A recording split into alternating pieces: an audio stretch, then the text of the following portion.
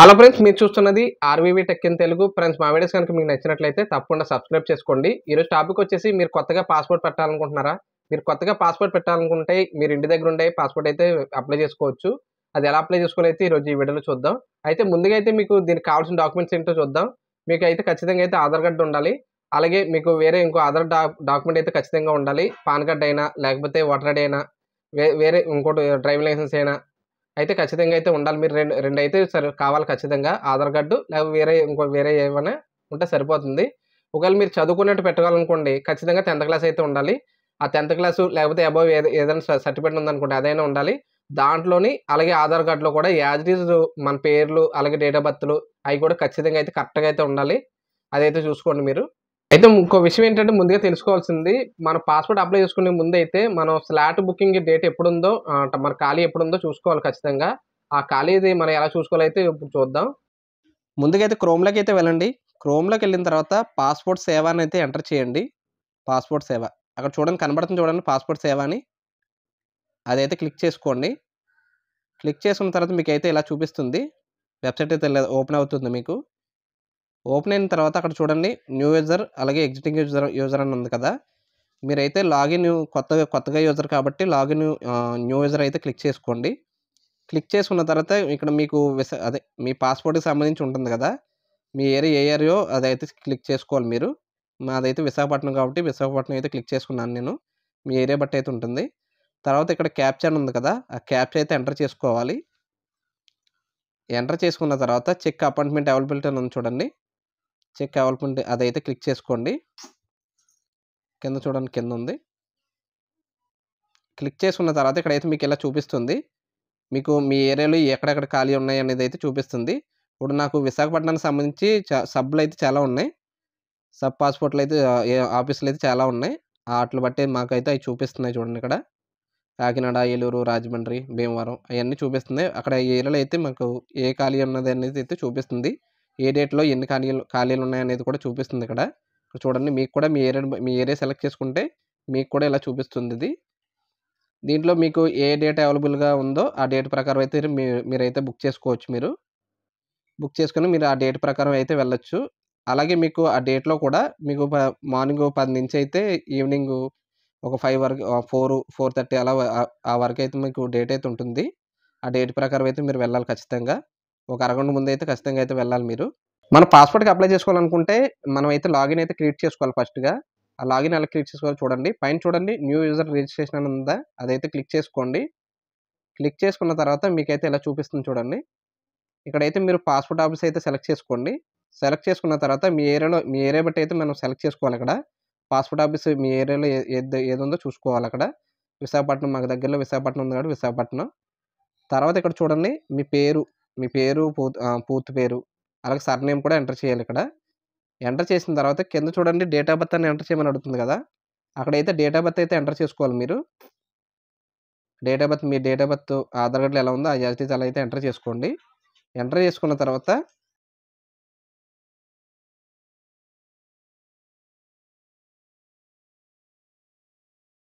Same as it is Aadhaar కార్డ్‌లో ఎలా ఉందో అలా ఎంటర్ అయితే చేసుకోండి. ఎంటర్ చేసుకున్న తర్వాత కింద చూడండి, మెయిల్ ఐడీ ఎంటర్ చేయమని అడుగుతుంది. ఆ మీ మెయిల్ ఐడీ ఉంటది కదా! ఆ మెయిల్ ఐడీ అయితే క్లిక్ చేసుకోండి. మెయిల్ ఐడీ ఎంటర్ చేసి చూడండి, మెయిల్ ఐడీ అయితే ఎంటర్ చేసుకోండి.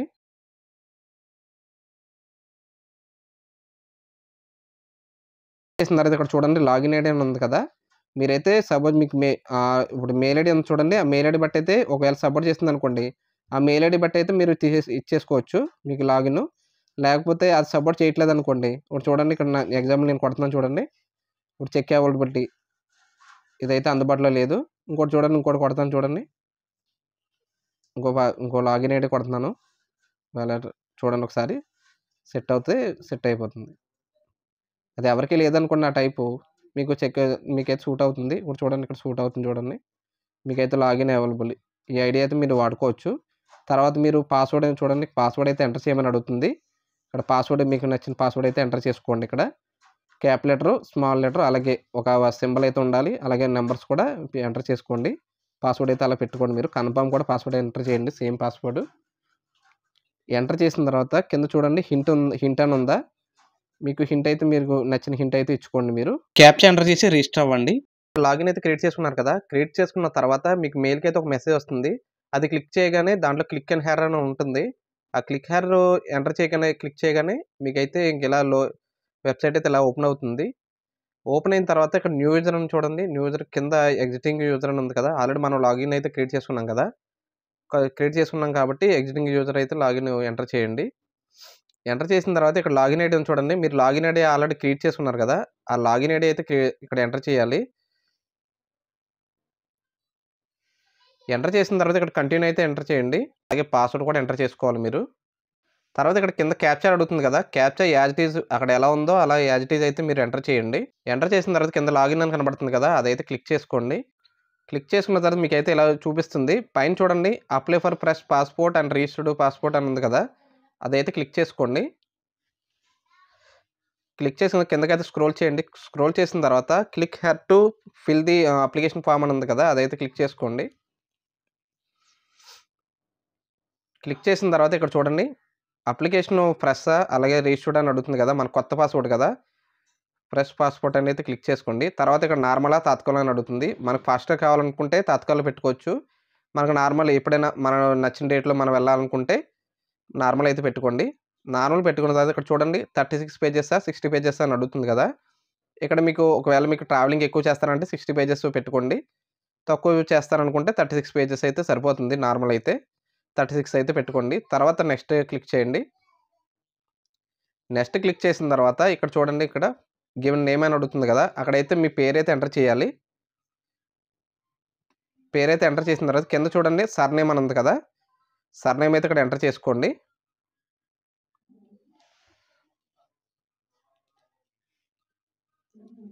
నేను ఎగ్జాంపుల్ అయితే ఎంటర్ చేస్తున్నాను. మీ ఆధార్ కార్డ్‌లో ఎలా ఉందో యాజ్ ఇట్ ఈజ్ అయితే అది ఎంటర్ చేయండి. తర్వాత మేల్ అయితే మేల్, ఫీమేల్ అయితే ఫీమేల్ ఎంటర్ చేసుకోవాలి.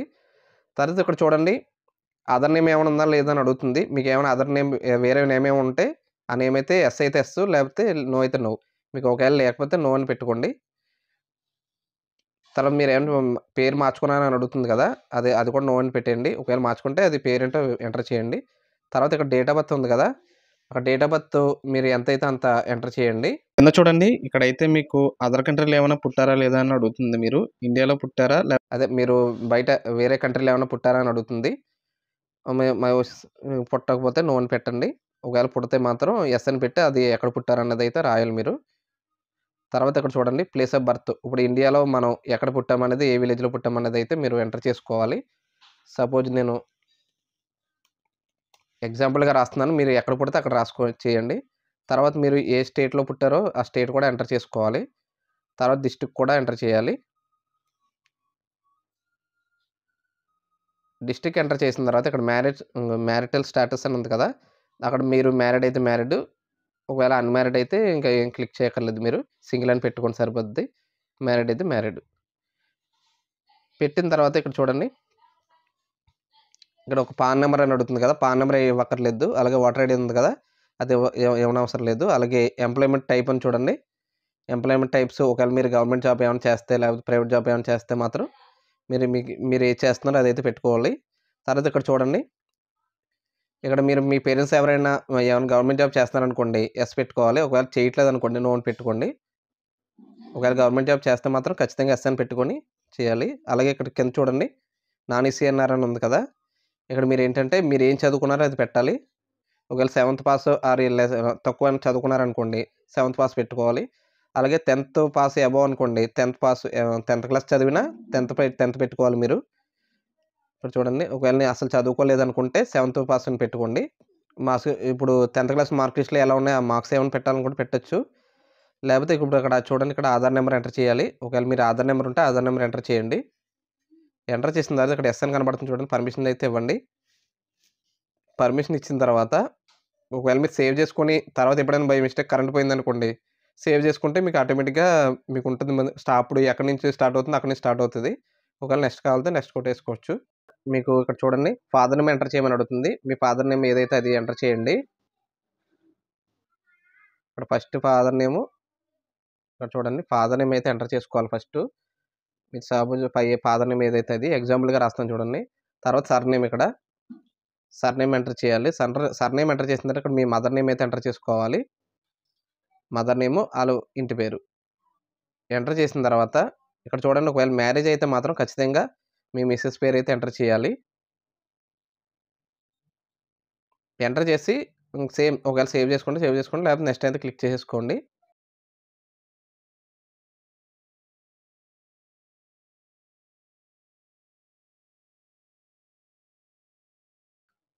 క్లిక్ చేసుకున్న తర్వాత ఇక్కడ చూడండి, ఇక్కడైతే మీ అడ్రస్ ఉంటది కదా! అడ్రస్ అయితే మీ డోర్ నంబర్‌తో సహా అయితే అడ్రస్ అయితే రాయాలి. అడ్రస్సు, అలాగే మీ విలేజ్ ఏంటి ఏదనేది కూడా విలేజ్ అయితే రాయండి. అలాగే మీరు ఏ మండలం అనేది కూడా రాసుకోవాలి. రాసిన తర్వాత ఎంటర్ చేసిన తర్వాత ఇక్కడ మీ విలేజ్ కూడా రాసుకోవాలి. మీ విలేజ్ ఏదైతే అది. తర్వాత ఇక్కడ స్టేటు, మీ స్టేట్ అయితే ఏదైతే అది. అలాగే డిస్ట్రిక్ట్.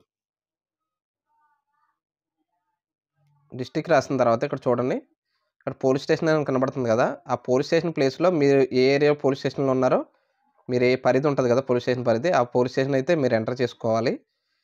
ఎంటర్ చేసిన తర్వాత ఇక్కడ చూడండి, పిన్ కోడ్ అని ఉంది కదా! పిన్ కోడ్ అయితే మీరు మీ ఏరియా పిన్ కోడ్ ఏదైతే అది ఎంటర్ చేయండి. ఎంటర్ చేసిన తర్వాత మీ మొబైల్ నంబర్ ఉంటది కదా! మీరు డైలీ వాడే నంబర్ అయితే అది ఇచ్చుకోవాలి మీరు. మీ మొబైల్ నంబర్ ఎంటర్ చేయండి. ఎంటర్ చేసిన తర్వాత ఇక్కడ మెయిల్ ఐడీ ఉంది చూడండి. ఇక్కడ మీ మెయిల్ ఐడీ అయితే ఎంటర్ చేసుకోవాలి. మీకు పాస్‌పోర్ట్‌కి సంబంధించి మీకు మెసేజ్‌లు అయితే వస్తాయి. తర్వాత ఇక్కడ యెస్ ఆర్ నో అని అడుగుతుంది కదా! Permanent address available yes or no అని అడుగుతుంది కదా! యెస్ అయితే క్లిక్ చేసుకోండి. తర్వాత మళ్ళీ యెస్ అని సేమ్ అడ్రెస్ అని క్లిక్ చేయండి. క్లిక్ చేసిన తర్వాత సేవ్ మై డీటెయిల్స్ అని సేవ్ చేసుకుంటే చేసుకోండి. దెన్ నెక్స్ట్ క్లిక్ చేసుకోండి. తర్వాత ఓకే క్లిక్ చేయండి. తర్వాత ఓకే క్లిక్ చేయండి. క్లిక్ చేసిన తర్వాత ఇక్కడ చూడండి, ఎమర్జెన్సీ కాంటాక్ట్ డీటెయిల్స్ అని అడుగుతుంది కదా! అక్కడ మీ ఇంట్లో వాళ్ళు ఎవరిదైనా సరే, మీ వేరే వాళ్ళది ఎవరిదన్నా సరే వేయవచ్చు. వాళ్ళ పేరు, అలాగే అడ్రస్సు, అలాగే ఆళ్ళ మొబైల్ నంబరు. మెయిల్ ఐడీ ఉంటే మెయిల్ ఐడీ ఇవ్వండి. లేకపోతే అవసరం లేదు. అలాగే సేవ్ చేసుకోండి. నెక్స్ట్ క్లిక్ చేయండి. నెక్స్ట్ క్లిక్ చేసిన తర్వాత ఇక్కడ చూడండి, ఇక్కడైతే detail not available, never held diplomatic password ఉంది. అదైతే క్లిక్ చేసుకోండి. క్లిక్ చేసుకున్న తర్వాత పాస్‌వర్డ్ వల్ల మీకేమైనా ఇష్యూస్ ఉంటే యెస్ అని పెట్టుకోండి. ఇష్యూస్ ఏంటో మీరు కింద ఎంటర్ చేయాలి. ఒకవేళ ఇష్యూ ఏమీ లేదనుకోండి, నో అని క్లిక్ చేసేయండి. క్లిక్ చేసిన తర్వాత ఇక్కడ నెక్స్ట్ అయితే క్లిక్ చేసుకోవాలి. క్లిక్ చేసిన తర్వాత ఇక్కడ చూడండి, అదర్ డీటెయిల్స్ అని ఉంది కదా!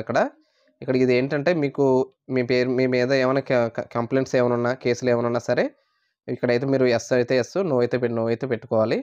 మీరు ఒకవేళ లేవనుకోండి, ఏ కంప్లెయింట్స్ కూడా లేవనుకోండి, ప్రతిదానికి కూడా నో అని అయితే పెట్టేయండి. నో, నో, నో అన్నిట్లో కూడా నో అయితే పెట్టేసుకోవాలి మీరు.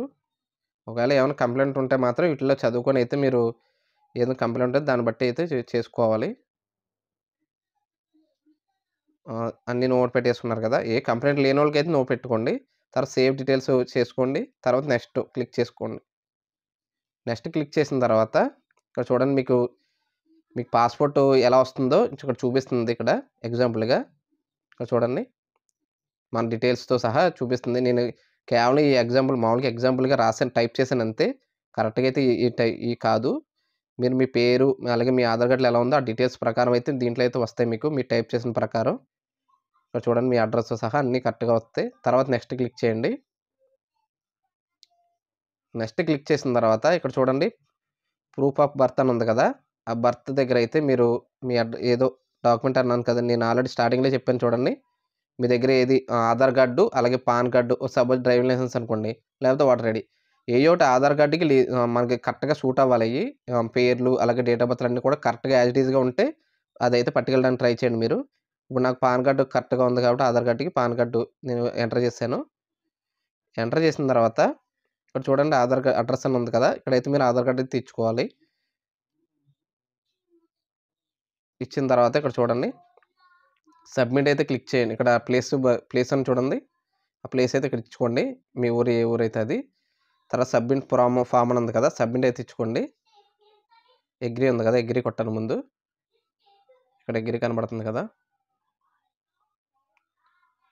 ఇక్కడైతే అగ్రీ ఇచ్చుకొని సబ్మిట్ ఫార్మ్ అయితే ఇచ్చుకోవచ్చు. ఒకవేళ మీరు ఇక్కడ ప్రివ్యూ అప్లికేషన్ ఫార్మ్ అని చూడండి. ఒకవేళ ప్రివ్యూ అయితే ఇచ్చేసుకోవచ్చు మీరు కావాలనుకుంటే. ఒకవేళ అవసరం లేదనుకుంటే సబ్మిట్ అయితే క్లిక్ చేయండి.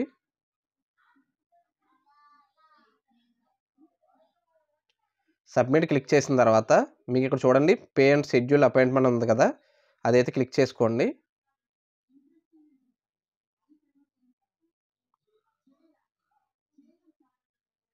క్లిక్ చేసుకున్న తర్వాత మీకు చూడండి ఇక్కడ ఆన్లైన్ పేమెంట్ అని ఉంది కదా, అదైతే క్లిక్ చేసుకోండి. ఇక్కడ క్లిక్ చేసుకున్న తర్వాత నెక్స్ట్ అని ఉంది కదా, అదైతే క్లిక్ చేసుకోండి. క్లిక్ చేసుకున్న తర్వాత ఇక్కడ మళ్ళీ నెక్స్ట్ క్లిక్ చేయండి. నెక్స్ట్ క్లిక్ చేసిన తర్వాత ఇక్కడ చూడండి లొకేషన్ అని అడుగుతుంది కదా, మీరు మీ ఏరియా బట్టి ఇక్కడ సెలెక్ట్ చేసుకోవాలి. ఇప్పుడు సపోజ్ మాకు భీమవరం దగ్గర కాబట్టి నేను భీమవరం సెలెక్ట్ చేసుకున్నాను. తర్వాత ఇక్కడ మీరు చూడండి ఇక్కడ క్యాప్చా ఉంది కదా, ఆ క్యాప్చా అయితే మీరు ఎంటర్ చేసుకోవాలి. ఎంటర్ చేసుకొని నెక్స్ట్ అయితే క్లిక్ చేయండి. నెక్స్ట్ క్లిక్ చేసిన తర్వాత ఇక్కడ చూడండి ఇక్కడ సెలెక్ట్ అనదర్ అపాయింట్మెంట్ డేట్ అని ఉంది చూడండి, అదైతే క్లిక్ చేసుకోండి. క్లిక్ చేసుకుంటే ఇక్కడ చూడండి ఇక్కడ ఈ నెలలో 18వ తారీఖు, 19వ తారీఖు, అలాగే 20వ తారీఖు, 21వ తారీఖు, 24వ తారీఖు అయితే ఖాళీ ఉన్నాయి. మనకు నచ్చిన డేట్ అయితే పెట్టుకోవచ్చు. ఇక్కడ రెడ్లో ఉన్నాయి చూడండి, రెడ్లో అయితే అయిపోయినాయి ఆల్రెడీ బుకింగ్ చేసేసుకున్నారు. మనం ఒకవేళ బుకింగ్ చేసుకోవాలనుకుంటే ఇక్కడ గ్రీన్లో కనబడతాయి. ఆ గ్రీన్లో అయితే మనం అప్లై చేసుకోవాలి. సపోజ్ నేను 18వ తారీఖు పెట్టుకున్నాను. తర్వాత ఇక్కడ చూడండి పే అండ్ బుక్ అపాయింట్మెంట్ ఉంది కదా, అదైతే క్లిక్ చేసుకోండి. తర్వాత ఓకే అండర్స్టాండ్ ఉంది కదా, అది క్లిక్ చేయండి. చేసిన తర్వాత ఇక్కడ చూడండి మీకు ఇక్కడ యూపీఐ ఉంది కదా, యూపీఐ లేకపోతే స్టేట్ బ్యాంక్ కార్డ్స్ బట్టి అయినా చేయొచ్చు. అలాగే నెట్ బ్యాంకింగ్ ఉంది కదా, ఆ నెట్ బ్యాంకింగ్ గురించి బట్టి అయినా చేసుకోవచ్చు మనం. నేను యూపీఐ నుంచి చేస్తున్నాను చూడండి. యూపీఐ నుంచి అంటే ఇది చూడండి ఇలా చూపిస్తుంది మీకైతే. తర్వాత ఇక్కడ మీరు క్యూఆర్ కోడ్ అయితే క్యూఆర్ కోడ్ లేకపోతే యూపీఐ ఐడి నెంబర్ ఉంటుంది కదా, నెంబర్ ఎంటర్ చేసి కన్ఫర్మ్ అయితే క్లిక్ చేసుకోవాలి. క్లిక్ చేసుకున్న తర్వాత మళ్ళీ కన్ఫర్మ్ అని అడుగుతుంది. తర్వాత మీకు ఏం చేస్తుంది అంటే బార్కోడ్ ఒకటి మీకు స్క్రీన్ మీద చూపిస్తుంది. ఇక్కడ చూడండి బార్కోడ్ ఒకటి స్క్రీన్ మీద చూపించిన తర్వాత అదైతే మీరు ఫోన్పే ద్వారా అయినా లేకపోతే గూగుల్ పే ద్వారా అయినా స్కాన్ చేశారనుకోండి, స్కాన్ చేస్తే ఆటోమేటిక్గా అయితే మీకు పేమెంట్ అయితే అయిపోతుంది. పేమెంట్ అయిపోయిన తర్వాత మీకు ఫామ్ ఒకటి వస్తుంది మీకు. ఆ ఫామ్ వచ్చేసిన తర్వాత ఆ ఫామ్ ఏంటంటే మీరు జిరాక్స్ తీసుకొని మీకు దగ్గరలో ఉన్న పాస్పోర్ట్ ఆఫీస్ ఉంటుంది కదా, ఆ పాస్పోర్ట్ ఆఫీస్ దగ్గరికి అయితే మీరు వెళ్ళాలి. అక్కడికి వెళ్ళినప్పుడు మీరు ఆధార్ కార్డు అలాగే మీరు వేరే 2 డాక్యుమెంట్ ఇచ్చారు కదా, పాన్ కార్డు అలాగే ఈ ఫామ్ ఒకటి పట్టుకెళ్ళాలి. పట్టుకెళ్ళి మీరు అప్లై చేసుకుంటే సరిపోతుంది. మీకు ఆటోమేటిక్గా 1 డేలో అయితే మీకు పోలీస్ ఎంక్వైరీ అయితే వస్తుంది. పోలీస్ ఎంక్వైరీ వచ్చిన తర్వాత మీకైతే ఒక 15 డేస్లో లేకపోతే 10 డేస్లో అయినా, చాలామందికి అయితే వారం రోజుల్లో కూడా అయితే పాస్పోర్ట్ అయితే మీ ఇంటికి అయితే వచ్చేసింది. అక్కడ వర్క్ను బట్టి అయితే మీకు తొందరలో అయితే వచ్చేస్తుంది. అలాగే మా వీడియోస్ కనుక మీకు నచ్చినట్లయితే తప్పకుండా సబ్స్క్రైబ్ చేసుకోండి. Thank you.